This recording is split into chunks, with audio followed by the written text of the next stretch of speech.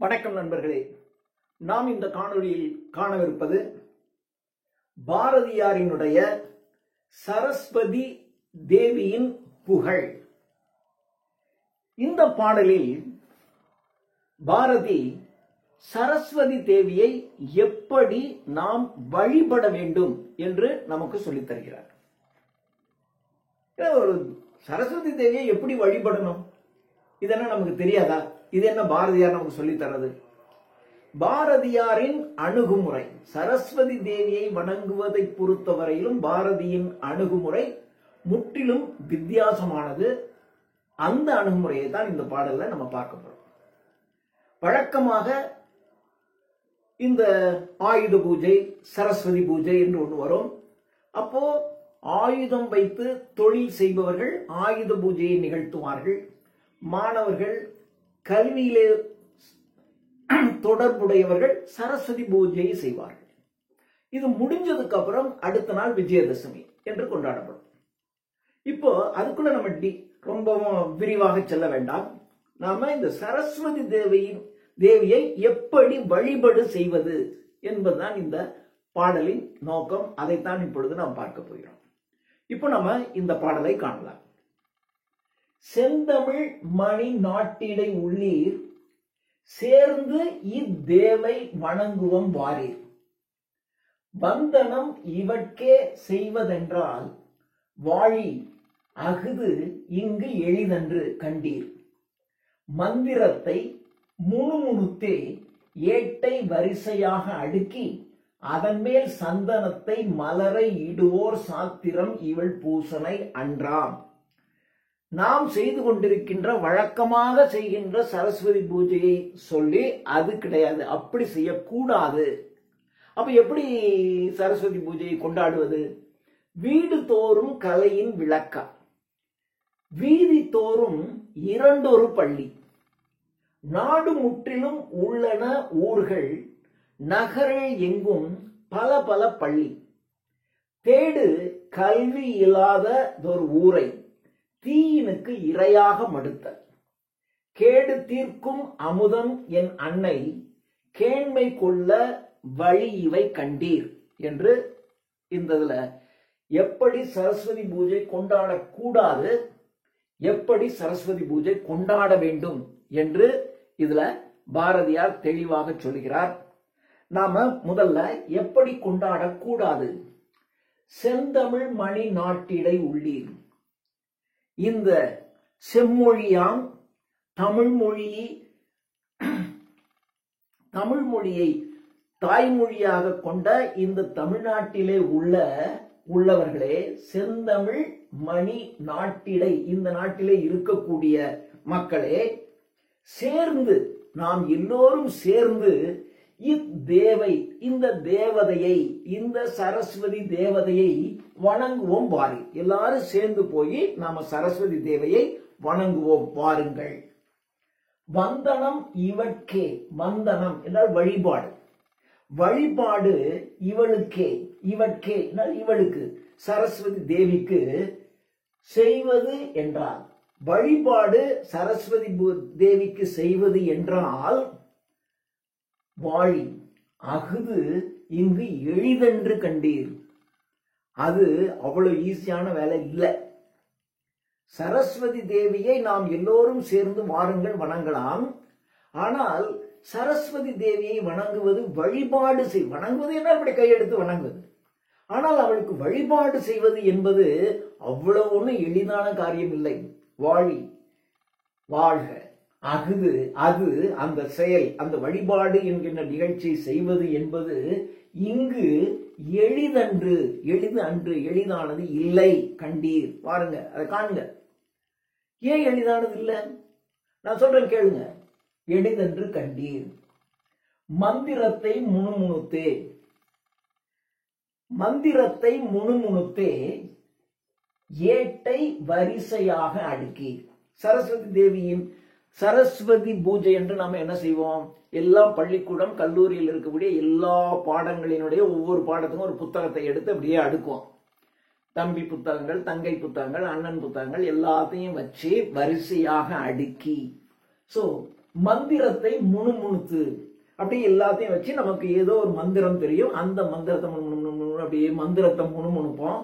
ஏட்டினை வரிசையாக அடுக்கி அதன் மேல், அந்த ஏட்டின் மேல், ஏடு என்பது இந்த இடத்துல புத்தகம், அந்த புத்தகங்களின் மேல் சந்தனத்தை, அப்படி எல்லாத்துலயும் சந்தனம் வைக்கணும் சொல்லிடுவாங்க. ஆயுத பூஜை, சரஸ்வதி பூஜை பாருங்க, வீட்டில் இருக்கக்கூடிய எல்லா பொருட்களையும் அடுப்பங்கரையிலிருந்து வரவேற்பு அறையிலும் வரையிலும் இருக்கக்கூடிய எல்லா கதவு, அல்மைரா, எல்லா இடங்கள்லையும் சந்தனத்தை வச்சு அந்த சந்தனத்துக்கு மேல ஒரு குங்கும பொட்டு வைத்து அப்படி வச்சிருப்பாங்க. தொழிலாளர்கள் எல்லாம் அவர்கள் வேலைக்கு செல்கின்ற கருவிகளின் மீது அப்படி செய்வாங்க. இந்த 2 சக்கர வாகனங்கள், 4 சக்கர வாகனங்கள் வைத்திருப்பவர்கள் எல்லாம் அன்னைக்கு அந்த வாகனத்தை நல்ல புதுசா தொடச்சி எல்லாம் கழுவி தொடச்சி அதுக்கு மேல இதே மாதிரி வச்சிருப்பாங்க. அது மாதிரி சரஸ்வதி பூஜையை கொண்டாடுறவங்க என்ன பண்ணுவாங்க, எல்லாரும் புத்தகத்தின் மீது அப்படி சந்தனத்தை வச்சு மேல ஒரு குங்குமம் வைப்பார்கள். சோ மந்திரத்தை முணுமுணுத்து, ஏட்டை முணுமுணுத்து, ஏட்டை வரிசையாக அடுக்கி அதன் மேல் சந்தனத்தை, மலரை இடுவோர், சந்தனத்தை வச்சு அதுக்கு மேல பூக்களை வைத்து மலரினை இடுவோர் சாஸ்திரம், அதான் சாத்திரம். அப்படியே எல்லாத்தையும் வரிசையை ஏடுகளை அடுக்கி அதுக்கு மேல சந்தனத்தை வைத்து அதற்கு மேல் மலர் பூக்களை வைத்து அப்புறம் அவைகளை வழிபாடு செய்வது. இதான் வழக்கமாக நாம் செய்து கொண்டிருக்கக்கூடிய சரஸ்வதி தேவியின் வழிபாடு. அப்படி செய்வது மலரினை இடுவோர் சாத்திரம், இவள் பூசனை அன்று.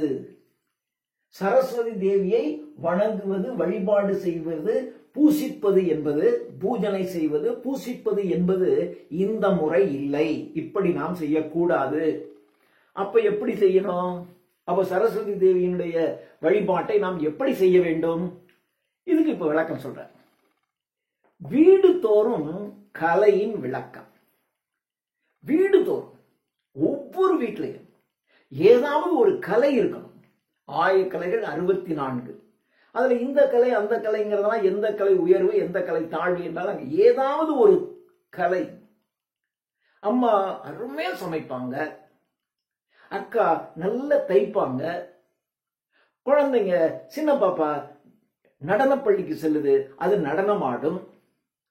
அண்ணனுக்கு சின்ன வயசுல இருந்து மிருதங்கம் கத்து கொடுத்திருப்பாங்க, அவர் அதை வாசிப்பார். அப்பாவுக்கு டென்னிஸ் விளையாடுகின்ற பழக்கம் இருக்கு, அந்த விளையாட்டை அவர் விளையாடுவார். ஏதாவது ஒண்ணு. இதுதான் கலை. கலைன்னா இதுதான், இப்படிதான் டான்ஸ் ஆடுறது, இசைப்பது, இதுதான் கலைன்னா கிடையாது. அல்லது சிறுகதைகள் எழுதுவது, இதுதான் கலைன்னா கிடையாது. ஆயக்கலைகள் 64 இருக்கு. அந்த 64 கலைகளையும் ஒவ்வொருவரும் ஏதாவது ஒரு கலையிலே தேர்ச்சி பெற்று இருக்க வேண்டும். ஏன் கலையில தேர்ச்சி பெற்றிருக்கணும்? நீங்க ஒரு கலையிலே நீங்கள் தேர்ச்சி பெற்றவர்களாக இருந்தீர்களேயானால் உங்களுடைய கவனம் எண்ணம் முழுவதும் அந்த கலையை நோக்கியே செல்லும். அதுல உங்களை எப்படி வளர்த்துக் கொள்வது, எப்படி உங்களை முன்னிறுத்துவது என்று உங்களுடைய கவனம் அதுல போகும்.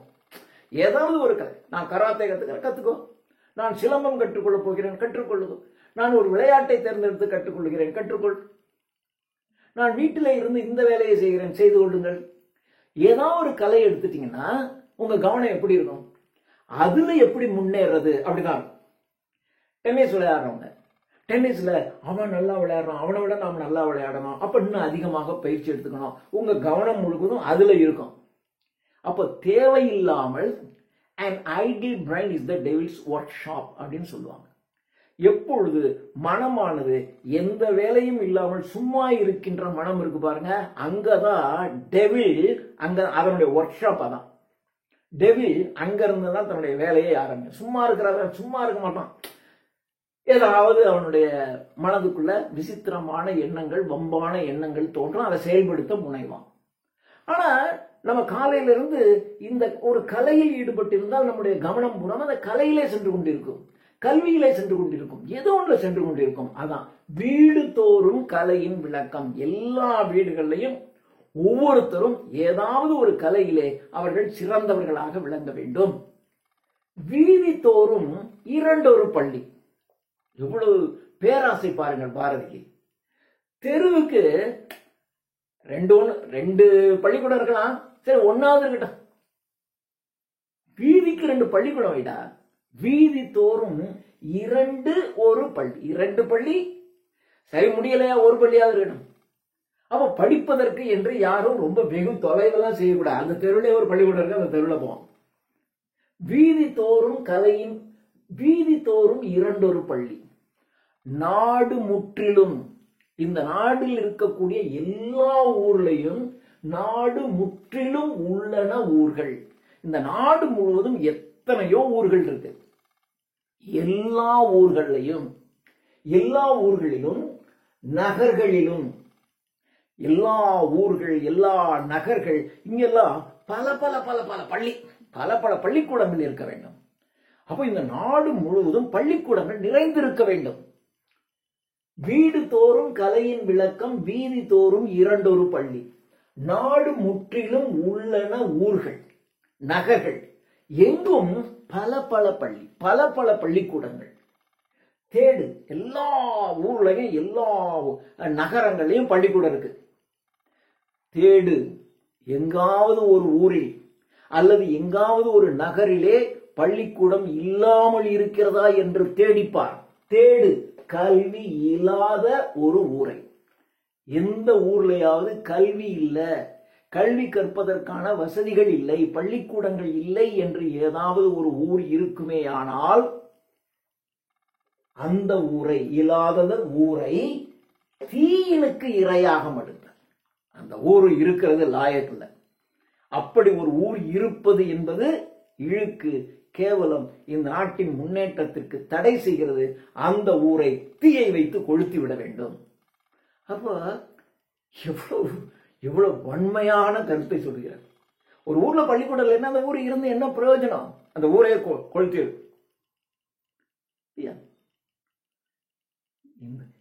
வயிற்றுக்கு சோறிடல் வேண்டும், இங்கு வாழும் மனிதர்க்கெல்லாம். இந்த உலகத்துல இருக்கிற எல்லாருக்கும் சோறு போடணும். யாருக்காவது சோறு இல்லை அப்படின்னா இந்த ஊரையே அழிச்சிடணும். ஒருத்தனுக்கு சோறு இல்லை, உணவு இல்லை, அப்ப அந்த ஊர் எதுக்கு? ஊரை கொளுத்திடுறா. அதைத்தான் இங்க சொல்ற. ஒரு பள்ளிக்கூடம் இல்லை, படிக்க இயல, அப்ப எதுக்கு அந்த ஊர் இருந்து என்ன பிரயோஜனம்? அழித்து விடலாம். அந்த ஊரை தீயினுக்கு இரையாக மடுத்தல். கேடு தீர்க்கும் அமுதம் என் அன்னை. என்னுடைய அன்னை ஆகிய சரஸ்வதி தேவி எல்லா கேடுகளையும் தீர்க்கின்ற வல்லமை படைத்தவள்.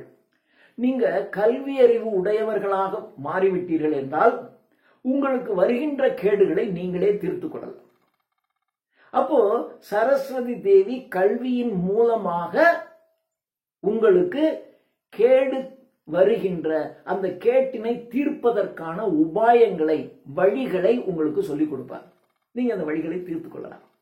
அப்ப நமக்கு வருகின்ற கேடுகளை தீர்க்கக்கூடியவள் என்னுடைய அன்னை சரஸ்வதி தேவி. கல்வி கேடு தீர்க்கும் அமுதம். என்னுடைய தாய், என் அன்னை சரஸ்வதி தேவி கேடுகளை தீர்க்கக்கூடிய அமுதம் போன்றவள் அவள். அமுதம் என் அன்னை. அவளை, அந்த சரஸ்வதி தேவியை கேண்மை கொள்ள. கேண்மை என்றால் நட்பு, உறவு என்றார். யாதும் ஊரே யாவரும் கேளிர். அந்த கேளிர் கேண்மை, உறவு, நட்பு. அமுதம் என என் அன்னை அந்த சரஸ்வதி தேவியை நட்பு கொள்ள, அவளோடு நாம் நட்பு கொள்ள, அந்த கடவுளோடு நாம் உறவு கொள்வதற்கு வழி இவை கண்டீர். இவைகள் தான் வழி. சரஸ்வதி தேவியின் அருள் வேண்டுமா? சரஸ்வதி தேவியுடன் நீங்கள் நட்பும் உறவும் கொள்ள வேண்டுமா? அதற்கான வழி இதுதான். எந்த வழி? வீடுதோறும் கலையின் விளக்கம், வீதி தோறும் 2 பள்ளி. 2 பள்ளி. நாடு முற்றிலும் உள்ள ஊர்கள் நகரெங்கும் பல பள்ளி. தேடு, கல்வி இல்லாதது ஒரு ஊரை தீயினுக்கு இரையாக மடுத்தல். இப்படி செஞ்சீங்கன்னா இதுதான் நீங்க சரஸ்வதி தேவியோட உங்களுக்கு நெருக்கம் கிடைக்கும், நல்ல நட்பு கிடைக்கும், நல்ல உறவு கிடைக்கும். இதுதான் சரஸ்வதி தேவியை வழிபடுகின்ற முறை. அதை விடுத்து ஏட்டினை வரிசையாக அடுக்கி மந்திரத்தை முணுமுணுத்து ஏட்டினை வரிசையாக அடுக்கி சந்திரத்தை மலரினை ஈடுவோர் சாத்திரம் அவள் பூசனை அவளை பூஜிக்கின்ற வழிமுறை அது இல்லை என்று மிகவும் தெளிவாக சரஸ்வதி தேவியை நாம் எவ்வாறு வழிபாடு செய்ய வேண்டும் என்று பாரதியார் இதிலே நமக்கு சொல்லுகிறார். நன்றி.